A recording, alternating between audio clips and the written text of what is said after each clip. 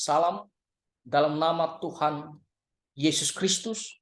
Saudara-saudara, sebagai orang Kristen, dalam kehidupan kita sehari-hari, mungkin kita mengalami suatu tindakan jahat daripada orang lain terhadap kita.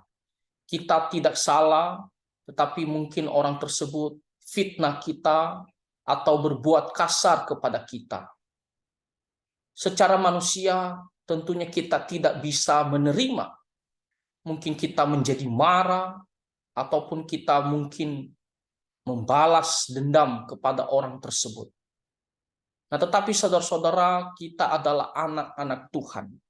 Ketika orang berbuat jahat kepada kita, kita tidak ada kesalahan, tetapi orang yang berbuat jahat kepada kita, maka bagaimana sikap kita?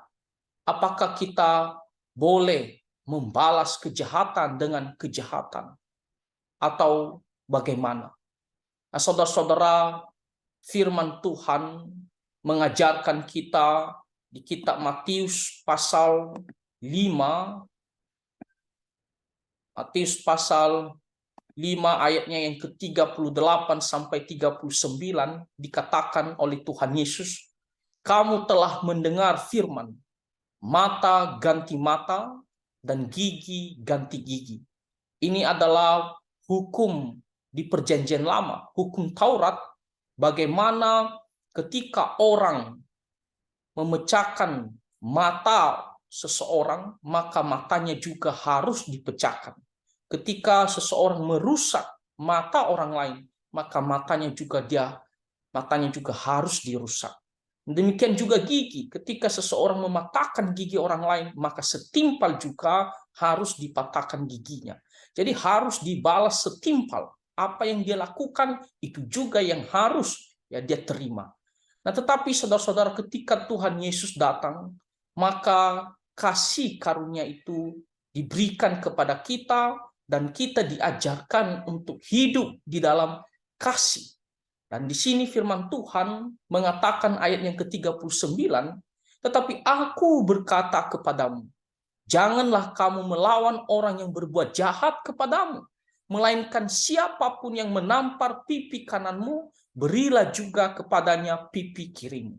Nah, kalau peraturan hukum Taurat, ketika orang berbuat jahat kepada kita, misalnya mematahkan tangan kita, maka kita juga berhak mematahkan tangan orang tersebut. Tetapi Tuhan Yesus mengatakan, janganlah kamu melawan orang yang berbuat jahat kepadamu, melainkan siapapun yang menampar pipi kananmu, berilah juga kepadanya pipi kirimu. Nah, ini adalah hukum yang dimana menekankan kasih Tuhan. Dan secara manusia kita mungkin tidak bisa menerima. Bagaimana mungkin dikatakan jangan kamu melawan ketika orang berbuat jahat kepadamu? Kita kan manusia punya perasaan. Kita juga merasakan sakit ketika orang berbuat jahat kepada kita. Nah, sifat kita ingin membalas, ingin membuat dia juga merasakan kesakitan seperti yang kita rasakan. Nah, tetapi Tuhan Yesus mengajarkan kita. Inilah perbedaan kita orang-orang Kristen, anak-anak Tuhan, dengan orang-orang yang tidak percaya kepada Tuhan. Di sini kita diajarkan Tuhan Yesus, jangan kamu melawan. Artinya apa? Jangan kamu membalas kejahatan dengan kejahatan. Jangan kamu bertindak untuk memberikan setimpal apa yang telah dia lakukan. Jangan. Jangan kita mengikuti emosi kita, mengikuti perasaan kita, ingin berbuat jahat juga, membalas dendam kepada orang tersebut. Di sini dikatakan, jangan kamu melawan orang yang berbuat jahat kepada kamu. Ya. Melainkan apa? Dikatakan, siapapun yang menampar pipi kanan, berilah juga kepadanya pipi kirimu.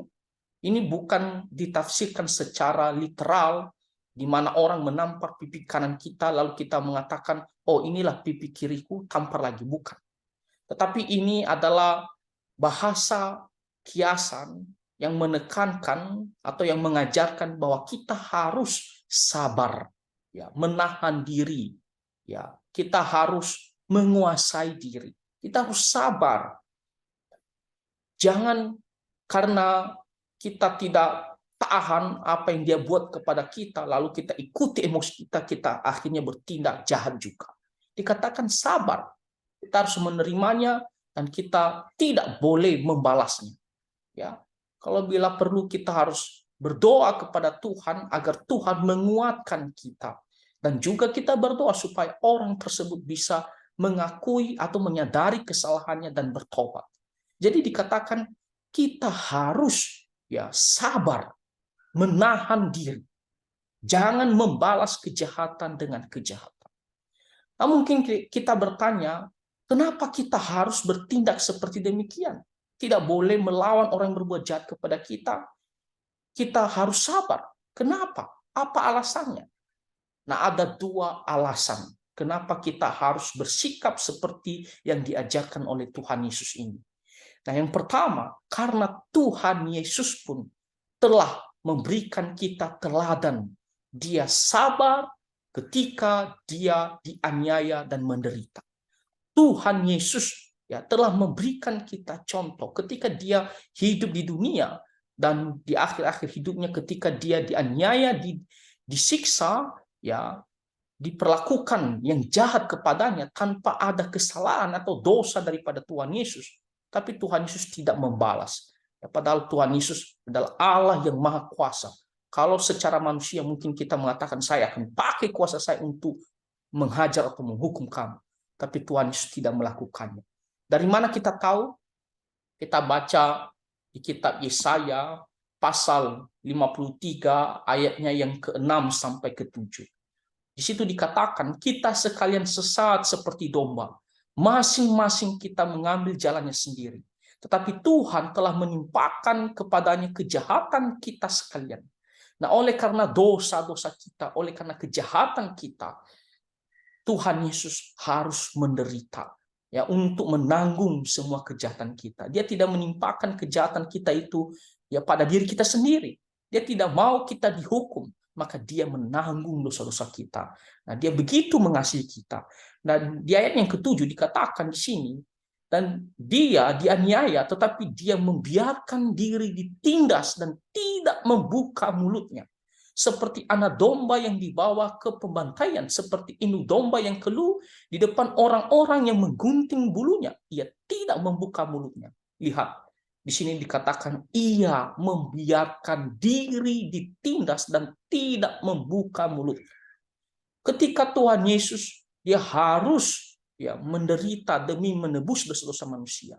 Dan ketika dia ditangkap, lalu dipukul, diejek, diolok-olok, dianiaya, diludahi, bahkan dia sampai disalibkan di atas kayu salib sampai mati. Dikatakan dia membiarkan diri ditindas. Bahkan dia tidak membuka mulutnya sedikit pun untuk berkata-kata kasar atau untuk melawan atau mengeluh, tidak. Di sini Tuhan Yesus dia membiarkan dirinya, dia sabar. Dia tidak pergi membalas kejahatan, tidak. Tapi dia membiarkan dirinya untuk ditindas dan untuk dianiaya, bahkan sampai mati di atas kayu salib. Jadi di sini kita belajar daripada Tuhan Yesus. Inilah alasan pertama.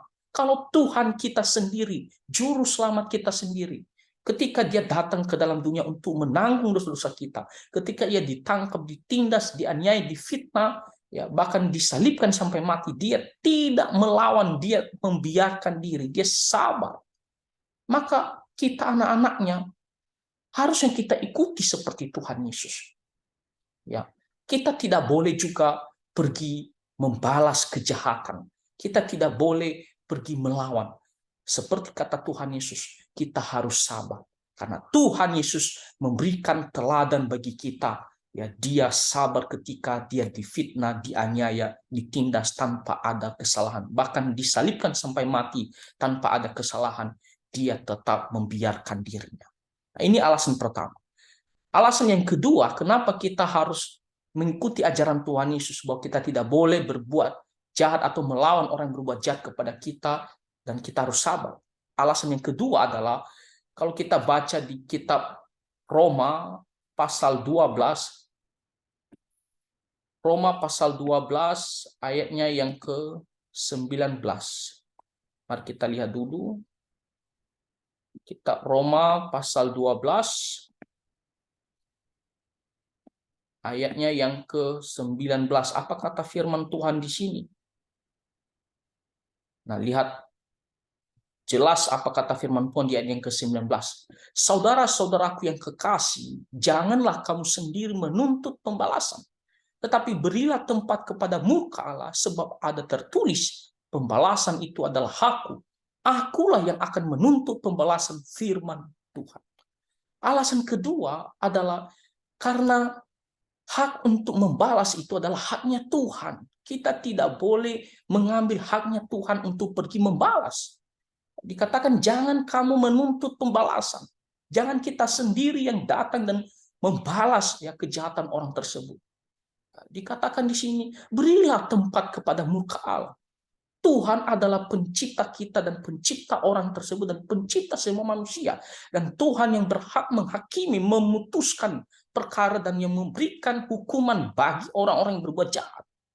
Tuhan itu adil, dia pasti akan marah, dia pasti akan menghukum orang-orang yang berbuat jahat. Maka oleh karena itu kita serahkan kepada Tuhan, itu adalah hak Tuhan. Dikatakan berilah tempat kepada murka Allah. Ya, sebab ada tertulis pembalasan itu adalah hakku. Akulah yang akan menuntut pembalasan, firman Tuhan. Tuhan berjanji, aku yang akan menuntut pembalasan. Ya. Jadi kita jangan karena emosi, kita tidak bisa menahan diri, kita cepat-cepat bertindak. Akhirnya kita ikut berdosa. Ya, justru kita akhirnya berdosa dan masalah tersebut juga ya tidak menjadi selesai. Ya, makin panjang urusannya. Di sini dikatakan kita serahkan kepada Tuhan.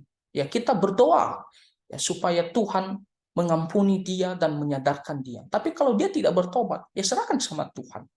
Ya, mungkin kita berpikir, tapi saya kan tidak puas. Saya mau ketika dia berbuat jahat itu langsung ada hukumannya. Tunggu waktunya Tuhan. Ada waktunya Tuhan. Ya, Tuhan memberikan dia kesempatan sebagai belas kasihan. Ya, tentunya diharapkan supaya dia bertobat. Ya, sama seperti kita ketika kita berbuat dosa, ya kita tidak mau Tuhan langsung hukum kita. Kita mau Tuhan memberikan belas kasihannya dulu. Tapi kalau dia tidak bertobat atau kita juga tidak bertobat, pasti Tuhan akan hukum pada waktunya. Jadi berikanlah kesempatan kepada kepada orang tersebut untuk bertobat. Tapi kalau tidak, serahkan sama Tuhan. Tuhan yang akan membalaskan pada waktu. Nah, jadi saudara-saudara, inilah alasan yang kedua. Karena hak pembalasan itu adalah haknya daripada Tuhan Allah kita. Nah, jadi saudara-saudara, firman Tuhan jelas mengajarkan kita, dikatakan oleh Tuhan Yesus, janganlah kamu melawan orang yang berbuat jahat kepadamu, melainkan siapapun yang menampar pipi kananmu, biarlah juga berilah juga kepadanya pipi kirimu. Jadi kita harus sabar, ya, jangan ikut berbuat jahat dengan membalasnya, tapi sebaliknya kita berdoa, Tuhan menguatkan kita, Tuhan menolong kita, dan juga orang tersebut supaya dia bisa sadar dan bertobat. Tapi kalau dia tidak bertobat, serahkan sama Tuhan. Tuhan pasti akan menghukum dia ya pada waktunya.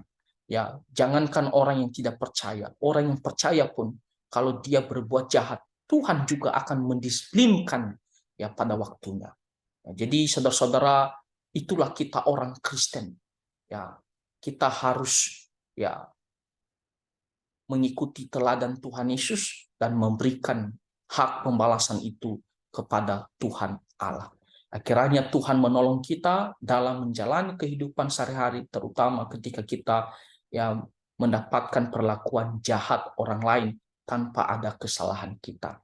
Nah, kiranya Tuhan menolong kita semua dan kita terus bersandar kepada Tuhan, kita taat akan firman Tuhan.